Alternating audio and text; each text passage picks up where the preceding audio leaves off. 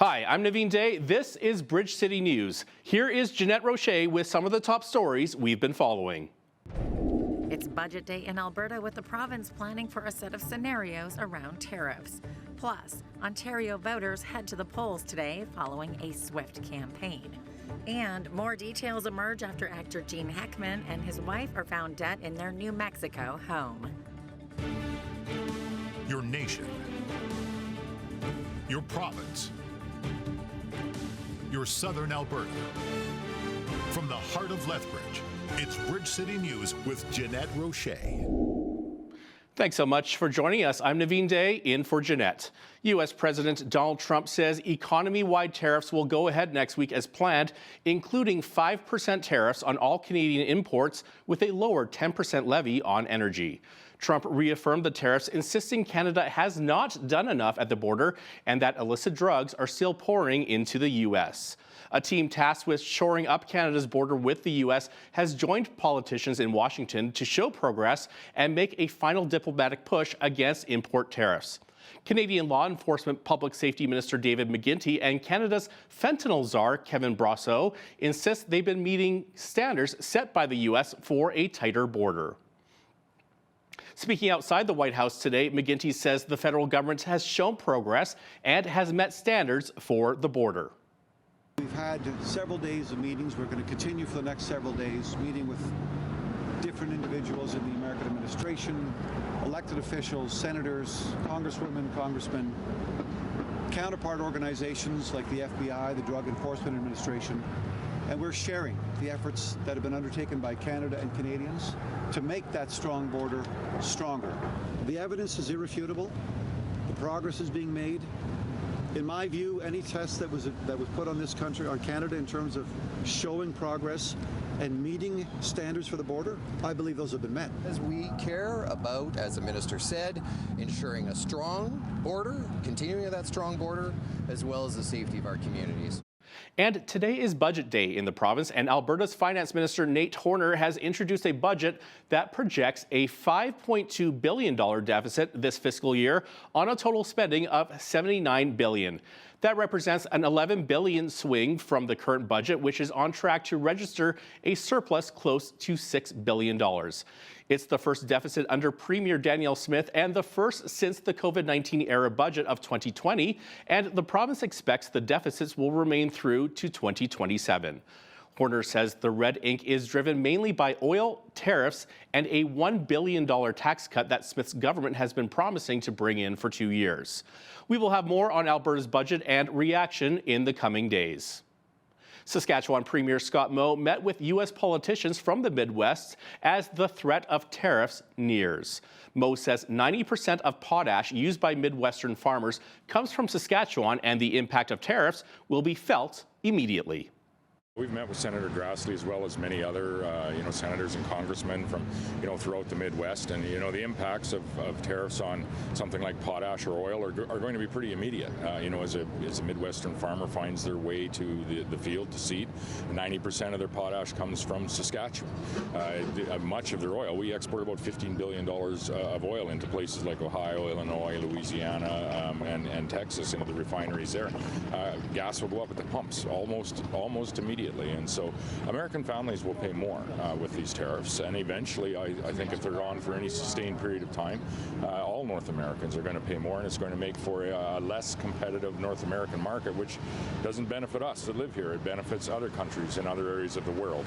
Moving over to central Canada now, Ontario voters are heading to the polls for Election Day after a snap winter campaign. Progressive Conservative leader Doug Ford called the $189 million election, saying he needs a new mandate to deal with President Trump. Ford has made the U.S. president's tariff threats and the economy the focal point of his campaign. Liberal leader Bonnie Crombie centered her campaign on a promise to connect every Ontarian to a family doctor, and NDP leader Merritt Stiles spoke a lot about health care and affordability. Green Party leader Mike Schreiner made promises on housing, protecting farmland, and improving affordability. And speaking of Ontario, the province has reported 84 new measles cases over the last 2 weeks. That nearly doubles the province's total count since an outbreak started in the fall. Health officials say almost all of the new cases are connected to an intraprovincial outbreak that began in October, which sickened 177 people in Ontario and also saw the virus spread in New Brunswick and Manitoba. 18 kids have been hospitalized as a result of the outbreak of the highly contagious airborne disease. One child has died in the United States. It's the first reported measles death there in a decade. Measles virus is an RNA virus. That just means its genetic material is RNA. It's a respiratory virus. It infects our upper and lower respiratory tract. It can infect our lungs and cause pneumonia.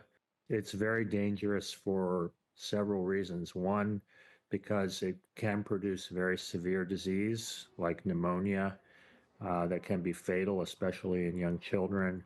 Can also, in a very small proportion of cases, cause encephalitis or swelling of the brain. It's also so transmissible that it can spread and cause a big outbreak very quickly and explosively unless people are vaccinated to protect them from infection and becoming a spreader of the virus. In other news, potential human remains were discovered at a landfill north of Winnipeg, where search teams have been working to find 2 slain First Nations women. A search of the Prairie Green landfill, spearheaded by the provincial government for the remains of Morgan Harris and Mercedes Mirren, began in December after Winnipeg police refused to search the area over safety concerns. Manitoba Premier Wab Kinew spoke with reporters in Winnipeg Wednesday. I think we've always understood that searching the landfill was the right thing to do, but with the disclosure of potential human remains being found today, I think we can also say it was a realistic and a reasonable thing for us to do. While the experts say that these are partial human remains, we also need to bear in mind we don't know which of these 2 families are potentially going to receive the news, or potentially another family that is not even perhaps part of the conversation right now. So with so many unknowns right at this point, we do need to keep that respect for this identification process, which is going to take probably up to a couple weeks to play out. So an important day for Manitobans, an important day for 2 families, and an important day also, I would say, for the country. Law enforcement officials say they are preparing to protect more than 3,400 people during this year's G7 summit west of Calgary. The summit is taking place from June 15th to 17th in Kananaskis, Alberta. A report to the Calgary Police Commission says police are expecting about 70 official guests, 2,000 delegates, and 1,400 journalists. The summit will bring together leaders from Canada, the United States, France, Germany, Japan, the United Kingdom, and Italy, along with the European Union. And in local news, Lethbridge Police Services says the city in 2024 has seen a 16% decrease in crime since 2023 and an 18% decrease in crime severity. Crime rates in Lethbridge peaked in 2019, but have seen a steady decrease year over year. 2024 saw a 24% drop since 2019 by over 4,000 incidents. There were significant reductions in opportunistic crimes in 2024 compared to 2023. Break and enter crimes were down by 35%, mischief by 24%, theft from motor vehicles by 35%, and theft of motor vehicles decreased by 25%. In persons crimes, there was a large drop in sexual assault cases by 38%, general assault by 12%, and robbery was down by 15% compared to 2023 rates. Property crime, once one of the highest rates in Canada in 2019, dropped a further 24% from last year.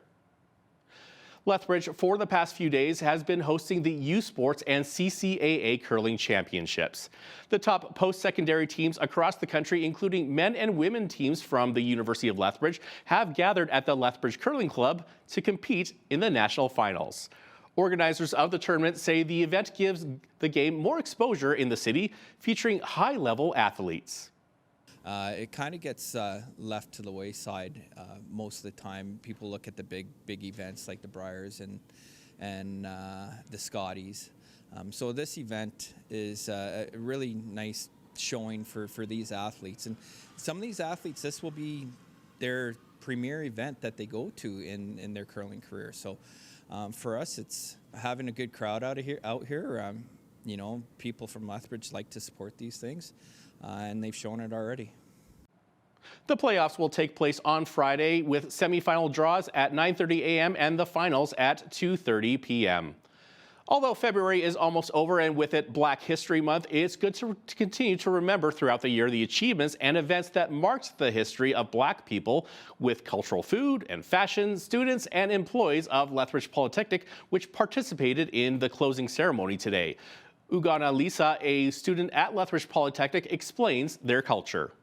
When people get to know how we dress, how colorful we look, I used to tell people that it kicks off a conversation. Like when they see your purse, see your embroidery, they want to find out, well, how is it made? Where is it from? It's actually a point to start off a conversation, and then people get to know you beyond your color or your accent. Black people have excelled in many aspects of life. So it's beyond the stories that are told over and over by some narrative. Black people are excelling in science, in technology, in city, everywhere, and there is need to celebrate where we are coming from and where we have gotten to and where we are going to. It's important for us to express our culture as Black people because we're from many different nations, and the one thing I can say is Black people love to celebrate. And so as we've seen today, African dress, there's also some Jamaicans here. I'm wearing my stuff too, so it's important to us to celebrate and dress up and party and have food. Black History Month is important to not just Black people but to everyone because it's a part of our history, and I'll encourage every person to just dig in, do some research, find out who we are, because there's so many different countries and cultures, and it will be nice to, you know, meet other people who can tell me about Jamaica, as opposed to me saying I'm from Jamaica, this is what Jamaica is. So it is important for us to continue to do that as one people.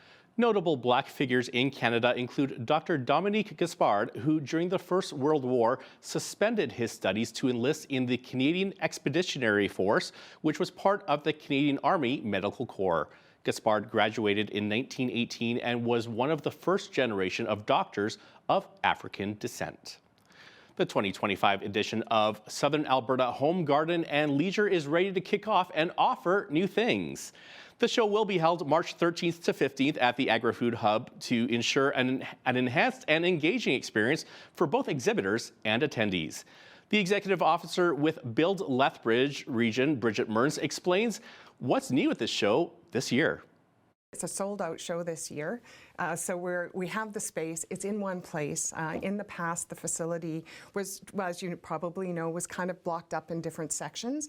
This, you have the whole show in front of you. We are offering is a net zero wall guides training to all of the vendors that are in the show this year. So we're also offering them a free education component, and also to do that to network, but also offer some educational components. And I have to admit, the helicopter is pretty cool. I've seen this show evolve over tens of years, and I've seen how important it is to our community businesses, and it's a favorite in our community. And one of my favorite things is watching how people come together at the Home and Garden Show. There are people who haven't seen each other, it's been a long winter, they open the doors, the sun is shining, and they see their neighbors or people they haven't seen for a while. So it's a place where Southern Alberta gathers. That every time we do a show, we open up the submissions, right, to our exhibitors and our attendees, and we're just like, because you're never going to get it right. You know, that's one of the things that our company's learned about large-scale events.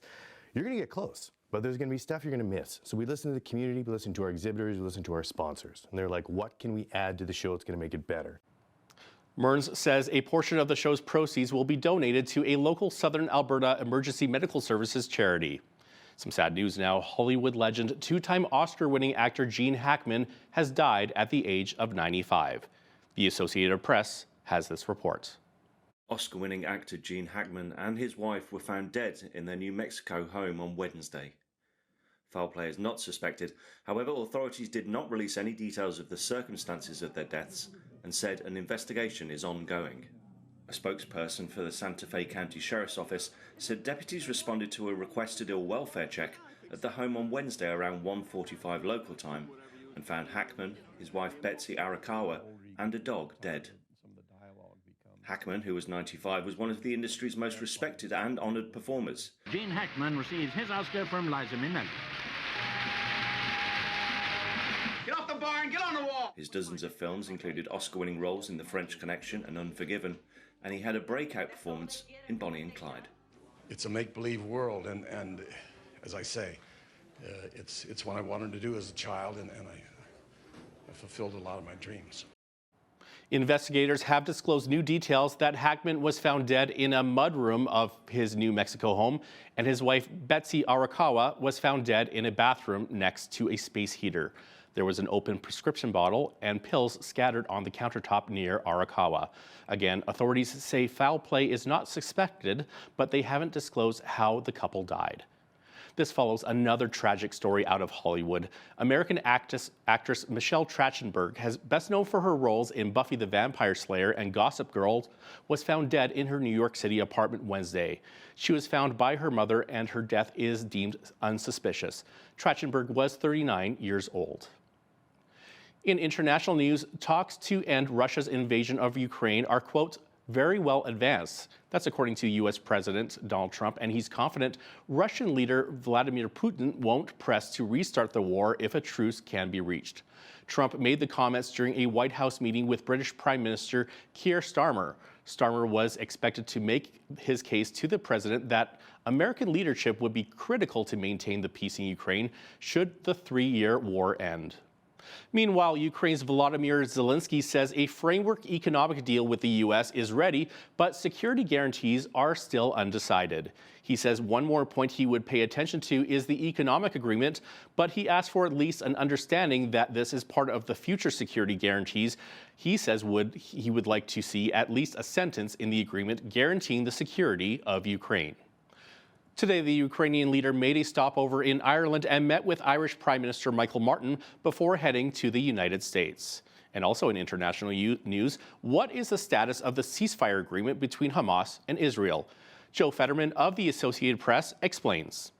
Israel and Hamas have barely wrapped up the first phase of their ceasefire agreement, and already a crisis is brewing over whether the truce will continue.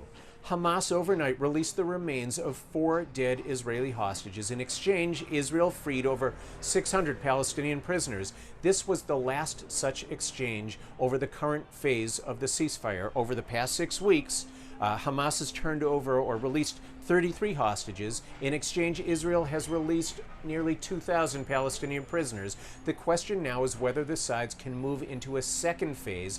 This would aim to end the war altogether and release all remaining hostages held in Gaza. Already, there are disagreements. Israel has pledged, as part of the ceasefire, to begin pulling out troops away from Gaza's border with Egypt starting on Saturday. Israeli officials now say they will not carry out this pullback. They say the area is too important. They fear that Hamas will smuggle weapons from Egypt into Gaza through tunnels in the area. Hamas says this is a violation of the deal. It's very upset. However, the talks have not collapsed. The ceasefire has not collapsed. Hamas says it wants to continue the dialogue. Israel says it is sending a team of negotiators to Cairo, a key mediator. So we'll see what happens with these efforts in the coming days. Much will depend on the United States. The White House Mideast envoy Steve Witkoff is expected in the region in the coming days. He has made it clear he would like to see this ceasefire continue. He wants to see the sides continue their dialogue, but he has a lot of work ahead of him. He will now have to look for that formula to keep that dialogue going and find a way to keep the ceasefire in place. We'll be keeping our eyes on that for sure. Back here in southern Alberta, though, we were under a wind warning today with wind gusts up to 110 kilometers per hour. I got blown away almost. Yes, nearly hurricane force. Jeanette Roche will be right back with a full look at the weather forecast.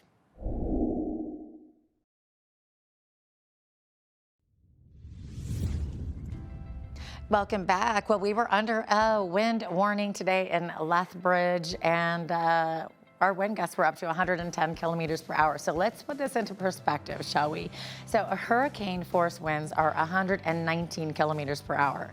We saw 110. So we were almost at hurricane force winds today. So they do call us the Windy City for a reason. But look at these temperatures, these nice teen temperatures. Didn't quite reach that 16, but we are expecting that high of 15 tomorrow with a mix of sun and cloud, and then clear skies for the weekend, high of 16 again and 15. So Saturday and Sunday, 16 and 15. And then Sunday night, we're going to be seeing some precipitation. So we'll be seeing some showers mixed with flurries.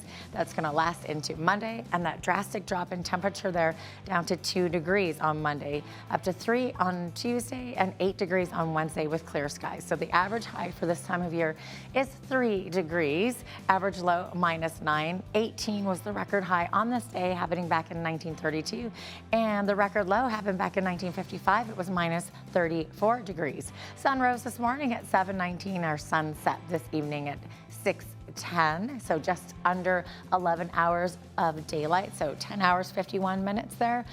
3 minutes more daylight today than yesterday. Okay, a pair of 13s there expected on the coast in Victoria and Vancouver.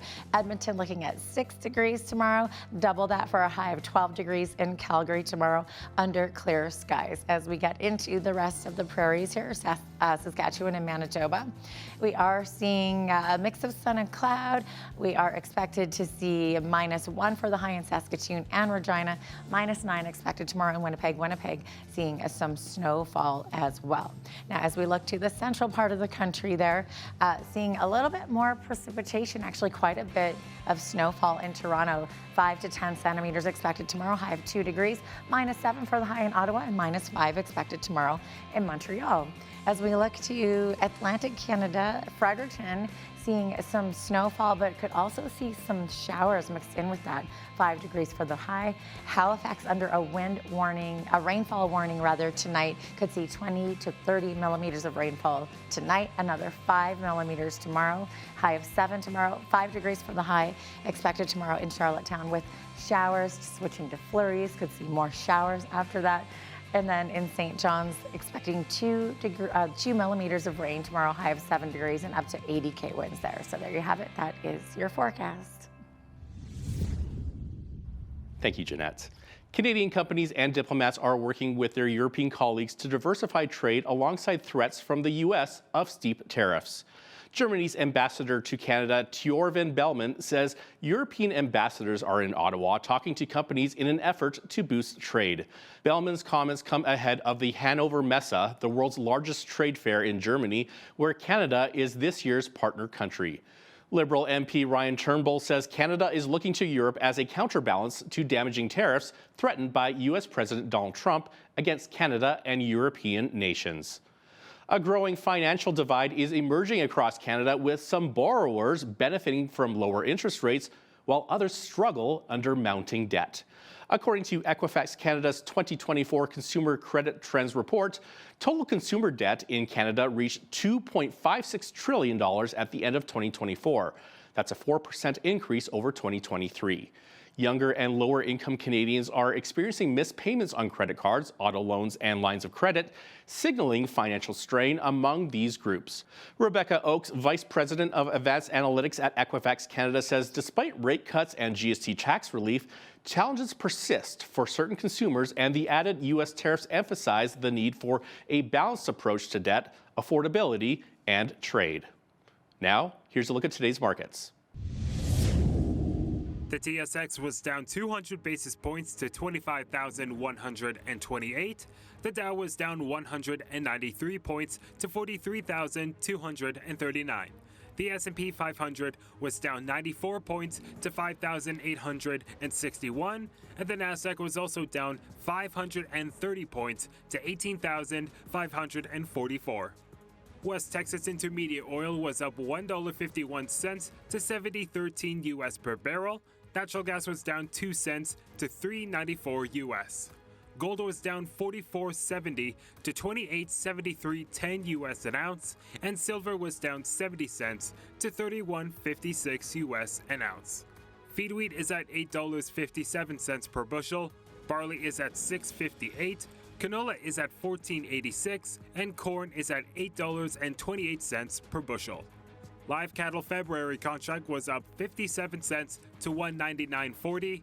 Feeder cattle March contract was up $207 to $276.45, and lean hogs April contract was down $392 to $84.37. And the Canadian dollar has been left unchanged over the past 24 hours and currently sits at 69.30 US.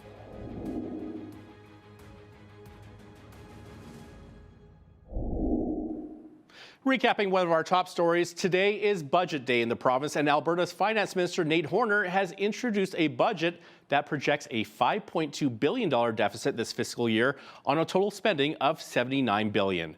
That represents an $11 billion swing from the current budget, which is on track to register a surplus close to $6 billion.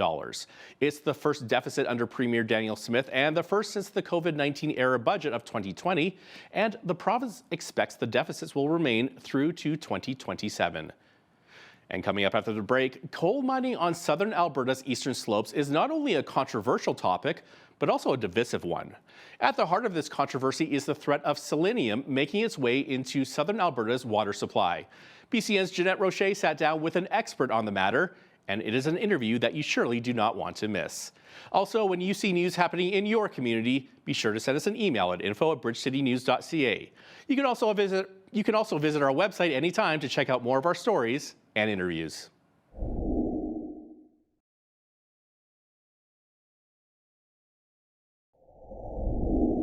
There is ongoing debate over whether coal mining should be allowed to go forward in the eastern slopes of the Rocky Mountains of southern Alberta.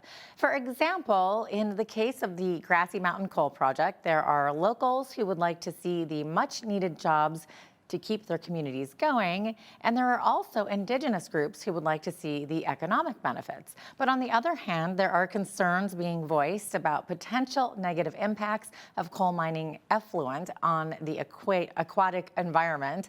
So without taking sides here, we thought it would be helpful to get some scientific facts on the table for everyone to consider in this debate. So our guest today joins us from North Vancouver, British Columbia. Guy Gilron is a registered professional biologist. He has a master's degree in aquatic sciences in bio and chemistry and has 35 years of experience in water quality, ecotoxicology, and ecological risk assessment relating specifically to effects of chemicals, particularly metals and metalloids on aquatic and terrestrial ecosystems. That's quite a background you have there, but Mr. Gilron, welcome to the show. Good to have you on. No, it's great to be here. Thank you. Okay, yeah. I should also mention that you're the owner and senior environmental scientist of Borealis Environment Consulting Incorporated. So you have a lot going on there.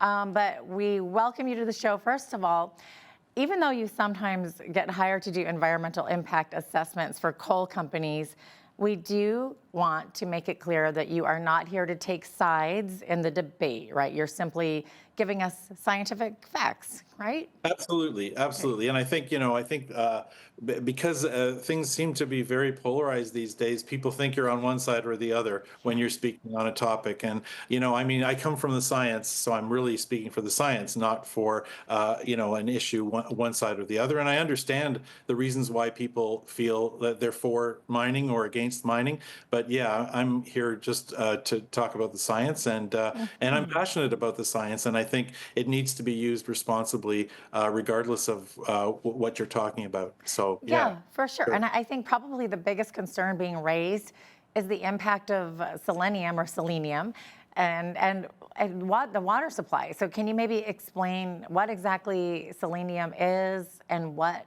are the pros and cons of it? For sure. So selenium is actually a natural element, and actually it's a metalloid. I mentioned that you mentioned that in the introduction. It's a metalloid, so in other words, it has characteristics of metals, but it has other characteristics that metals don't have. And actually, if you go into the Rock or Gem show, you can see this white substance that's called selenite, which is a derivative of selenium. And so selenium is a natural element, and that's an important thing to start off with. It's not a man-made or anthropogenic substance, and so it's natural. And what happens is when you mine, you're extracting minerals from the ground, from the rock. And so when you're extracting something like gold or silver, or in this case metallurgical coal, you have to take some ore that is not the substance that you're looking for. So what you're doing by extracting that is you're breaking up the rock, and the rock is now exposed to the air and to water. And so selenium becomes leached from the rock when you're breaking up the rock and you're increasing the surface area, you're basically exposing it to air and to water. And when you do that, and then the water runs downstream, then you have an increase in selenium that goes into the environment. Okay, now you mentioned it's a natural element. Is it an essential element, though? Is it necessary? It is indeed. Okay. It's actually essential for life, and you can talk to some people who are it's important for them to deal with their nutrition, and you'll know that some people take selenium supplements. And when you hear all the stuff in the news, I'm surprised that some people go, wait a minute, I'm taking selenium tablets to supplement my diet because we're not getting enough selenium in our diets. Same with livestock. Livestock often require selenium added to their feed in order to prevent diseases. So selenium is actually an essential element, is required for life. And I think the difference with selenium as opposed to other metals and metalloids is that the sort of distance between when it is essential and when it is toxic is a shorter distance. So in other words, it becomes elevated at a higher concentration, and it affects mostly egg-laying vertebrates. So it's either birds, fish, or amphibians. Other animals that give birth to live organisms aren't affected by selenium as much. Okay. And then we're told that selenium affects fish a lot more than it does humans and animals. So can you break that down for us? Yes, exactly. Fish are the most sensitive organisms to selenium. So, a lot of testing is done with different organisms. And in the last 15 years, we've learned a lot about selenium. And so fish are the most sensitive. And so most of the guidelines that are in existence right now actually take, the guidelines and the thresholds for fish toxicity are the ones that protect everything. So if you're protecting fish, you're protecting everything because the fish are the most sensitive. And right now the guidelines are set so that they protect fish. Okay, so what if you eat a fish that has been affected by selenium?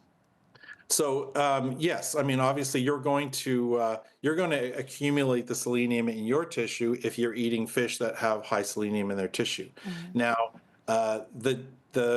what we're finding out more and more right now is that selenium does and doesn't bioaccumulate in different environments. So depending on the species of selenium, in other words, the type of selenium, how its oxidation state, and that's what we call it, depending on that, it can accumulate in organisms, including fish. And yes, if you eat fish, you're going to accumulate selenium, but it usually takes you have to eat fish all the time, and you have to eat the same fish from the same river or stream that has the selenium in it. So obviously you're going to have to, and there are guidelines for fish consumption, just like there are for mercury. There's also fish consumption guidelines for selenium. Okay, so obviously it has to be in the right balance. But what happens if a human ingests too much of it? Well, most of the effects on humans are fairly minor effects on humans. It's not like mercury in the sense that you have nervous system damage or anything like that. There are some human health effects. They're fairly minor. I'm not downplaying it. I mean, certainly you don't want to expose yourself to too much selenium, but I mean, most of the people in BC and Alberta actually, and other parts of the world, are actually deficient in selenium and have to take it as a supplement. So generally speaking, people do not eat enough fish to be of concern. And in fact, I know some research that people are avoiding fish, for example, because they're afraid of mercury poisoning. Mm-hmm. And so they eat less fish. But actually, you have to eat a lot of fish in order to get mercury poisoning. But if you don't eat fish, you're also losing out on the beneficial nutrients in fish, like omega-6s and omega-9s. Yeah. So in theory, does it mean that if we're able to keep the selenium levels in the water supply safe for fish by default, then the water should remain safe for animals, like in irrigated water and for humans in drinking water downstream? Absolutely, and in fact, I can just illustrate that by saying that the guidelines for selenium for fish for aquatic life is 2 parts per billion, and for drinking water and livestock watering is more like in the 10 to 50 range. So we're protecting fish, and any industry, not just coal mining, any industry is not allowed to discharge water that's going to affect downstream organisms, and in this case, fish. So if you're, again, like I said before, if you're protecting the fish, you're going to be protecting all the other animals, Okay, so including humans. yeah, of course. So some people say that treatments aren't effective over the long term. So what treatment methods are used to keep selenium at acceptable levels? Well, I'm glad you brought that up. It's a topic that another colleague of mine, Gordon McKenna, and I have written about, and what we call it the multiple lines of defense. And so we don't look for a magic bullet of how we treat selenium. Selenium has to be treated at all stages of the life cycle of the mine. So, in other words, you need to mitigate. You need to have mitigations in place before you treat the water.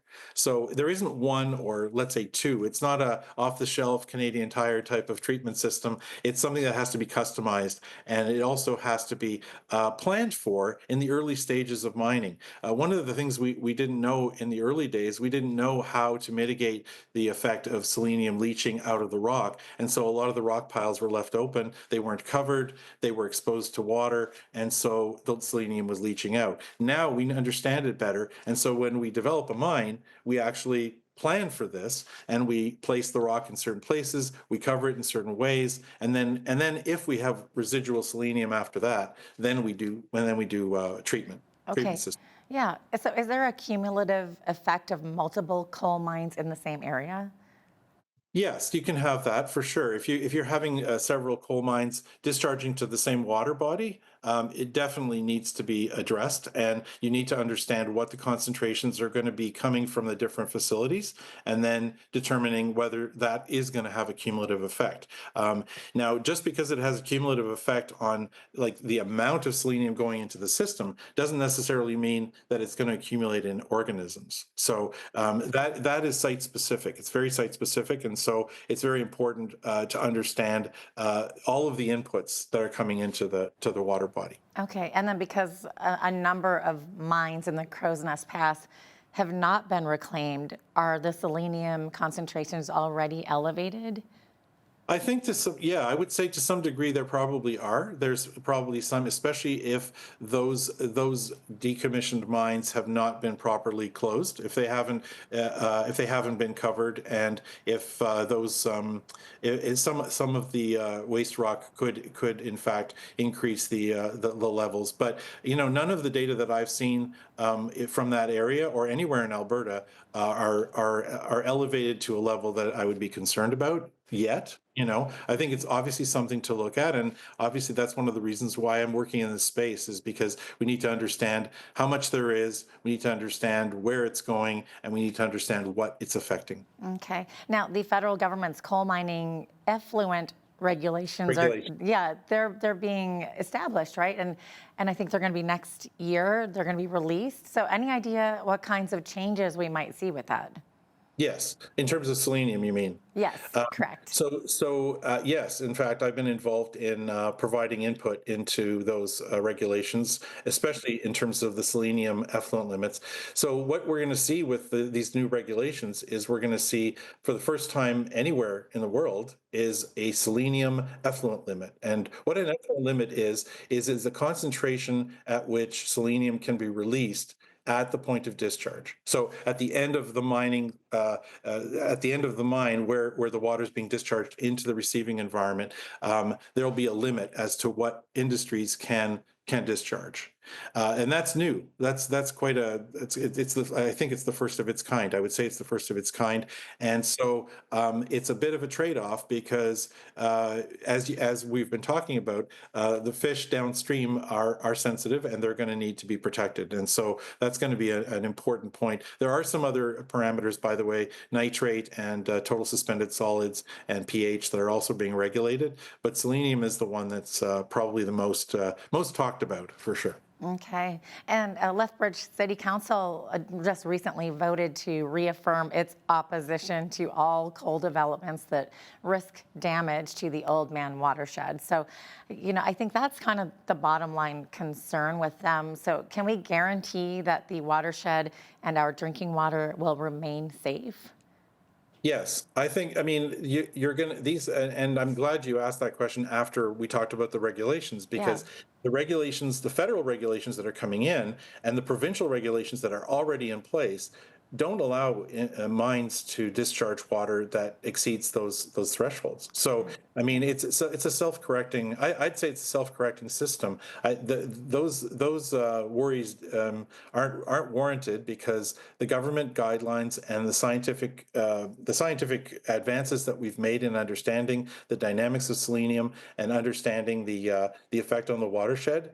And the fact that environmental assessments in Canada are the most stringent in the world, I would say should be assurance that it's not going to be a problem. Wow.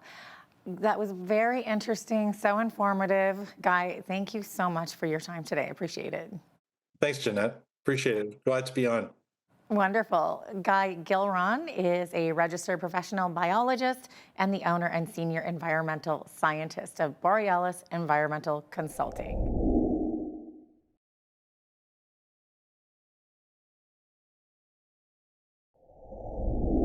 Canada's moral values have changed substantially over the last number of decades.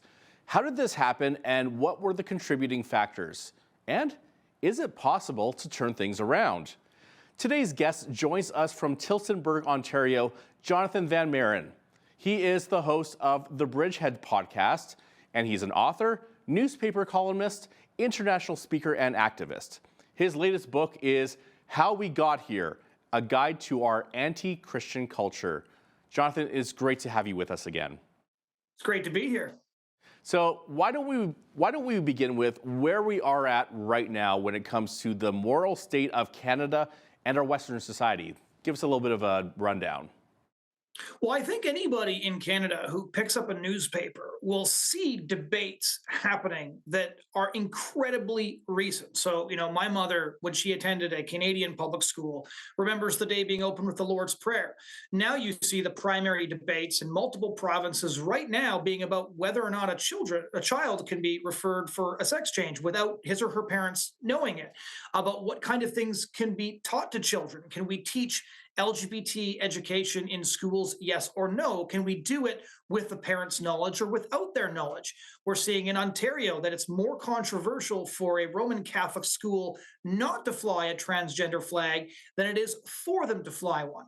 And we currently have a prime minister that campaigns at every opportunity on issues like abortion and is incredibly fixated on Canada's abortion regime, which permits abortion throughout all 9 months of pregnancy. And so the reason I called my book How We Got Here is because I've heard this question more times than I can count over the last 10 years, as people picking up the newspaper in Canada don't recognize the country they find in its pages.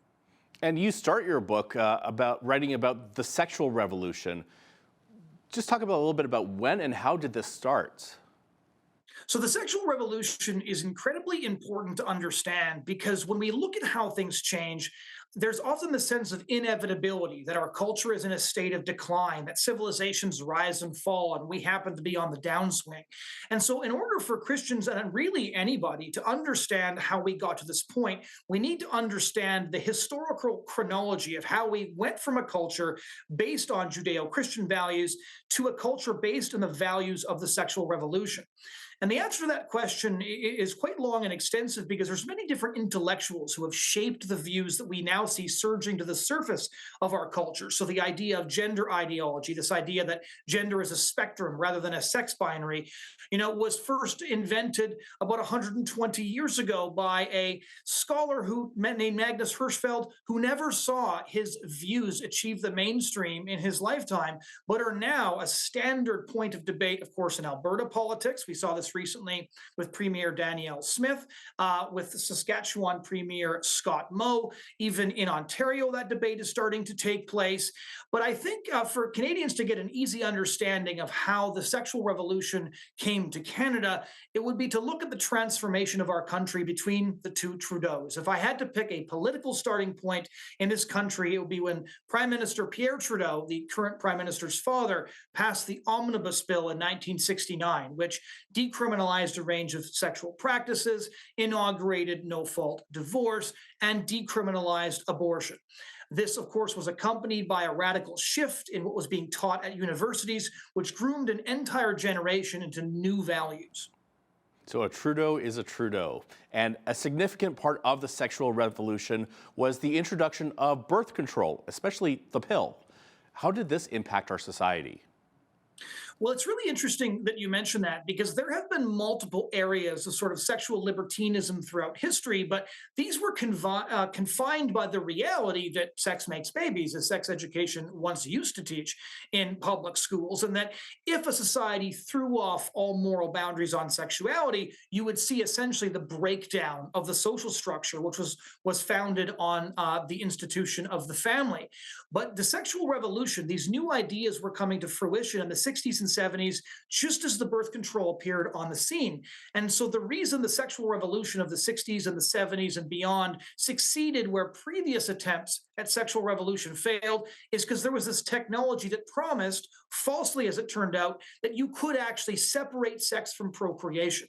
And of course, because that was not the case, we saw every country where contraception and birth control became commonly used eventually legalize abortion about a decade later, because of course, babies are a result of sex. And when those babies are unwanted in a culture that practices sex recreationally, those babies end up being killed by abortionists in clinics that are in this country funded by our government. And let's talk a little bit more about abortion, because depending on what media you're looking at, there's some headlines out there that will show abortion as the leading cause of death worldwide by far. Now, other media will omit abortion as a cause of death, but it's still sobering that that abortion ranks so high as a leading cause of death. How did we get here? This is a very, very salient point, and I'm glad you mentioned that piece of data specifically, because in 2023, at least 42 million children were killed by abortion. Now, let's put this into context for a moment. Every developed nation right now is experiencing what's referred to as a baby bust. There's been a massive drop-off in demographics. Again, the decision of people to avoid having children, to choose to stay single permanently, or to abort their children has resulted in populations that are not reproducing themselves, full stop.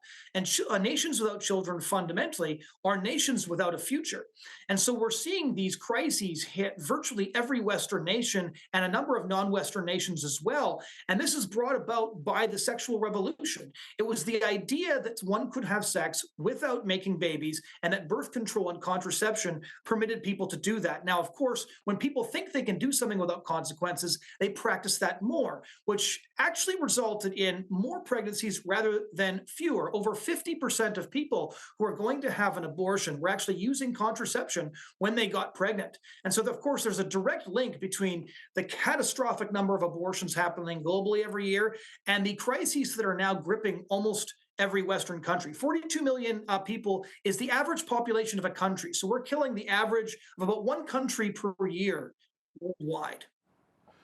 Now, it's interesting that you said that we're in a baby bust. Now, we have baby boomers out there. Why hasn't anyone coined the phrase baby busters and used that to describe Gen Y or Gen Z?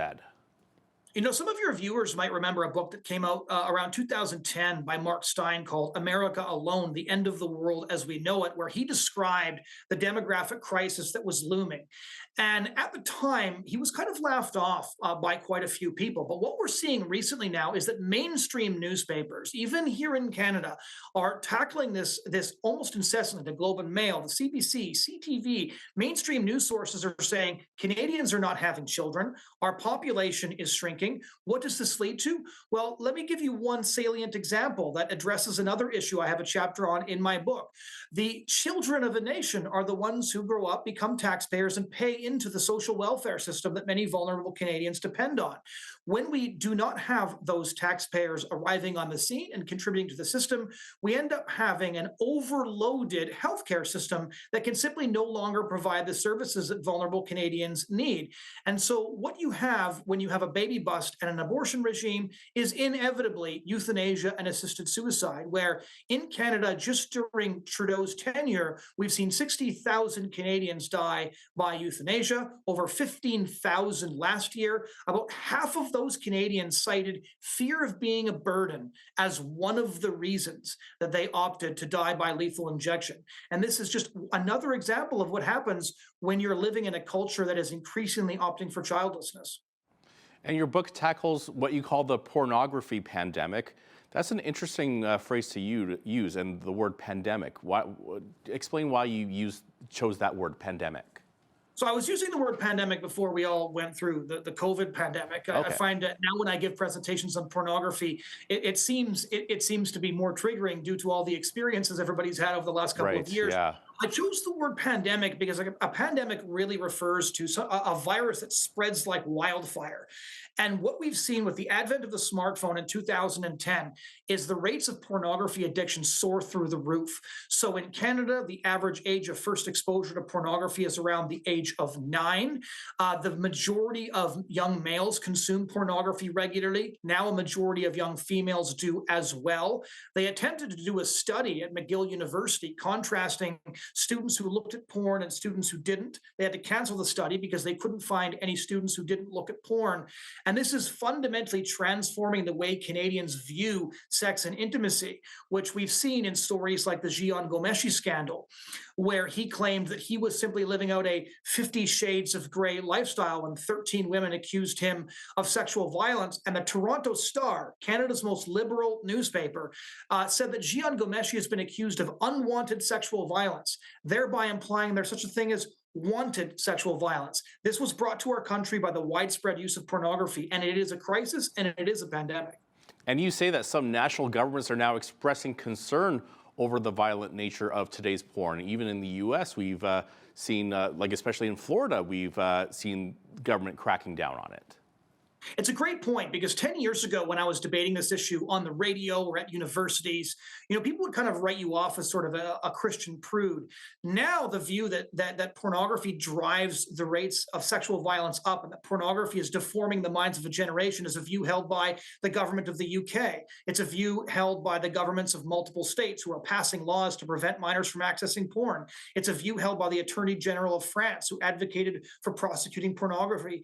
I could give you a list of another dozen countries, but this is a secular consensus now that pornography and its widespread usage is deforming the minds of a generation, and that this is fusing violence and intimacy together in a way we've only just begun to grapple with. And you express a lot of concern for our public health education system as well.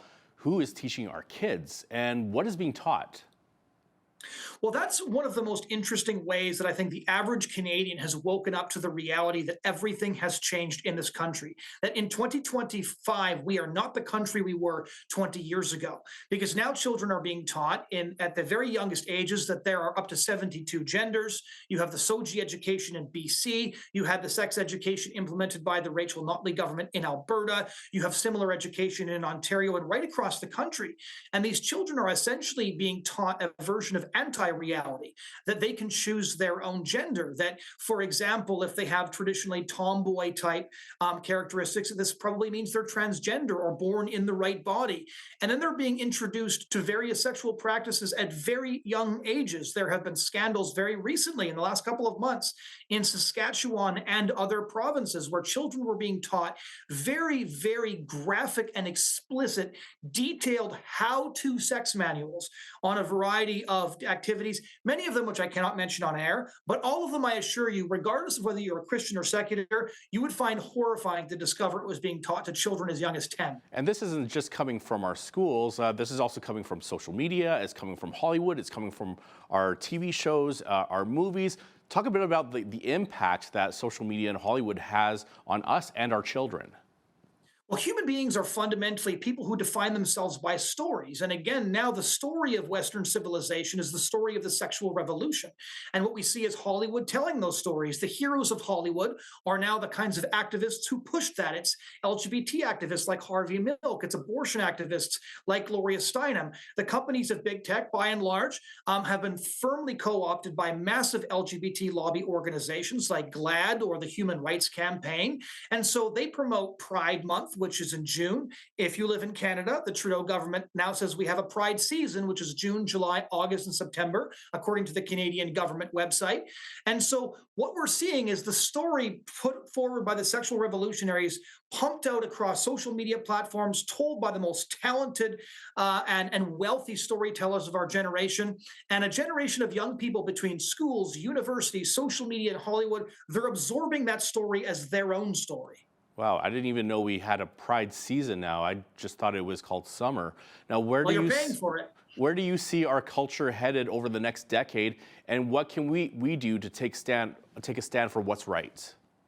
So there's a couple of different ways. In chapter 11 of my book, I describe how we need to create thick Christian communities where we are passing our values on to our children. We are sharing our stories and the Christian story with them so that they have an identity that is separate from the sexual revolutionary identity put forward by the culture. Where do I think we're going in the next decade? I think that we're seeing some real signs for optimism. I think the fact that the Trudeau government attempted to expand eligibility of euthanasia to those suffering from mental illness, that this was delayed twice and then halted, and that a conservative government would ban it, is really encouraging in terms of protecting the vulnerable. I think the fact that Canadians born after 1988 are far more likely to be against abortion morally in almost all cases is incredibly encouraging trajectory.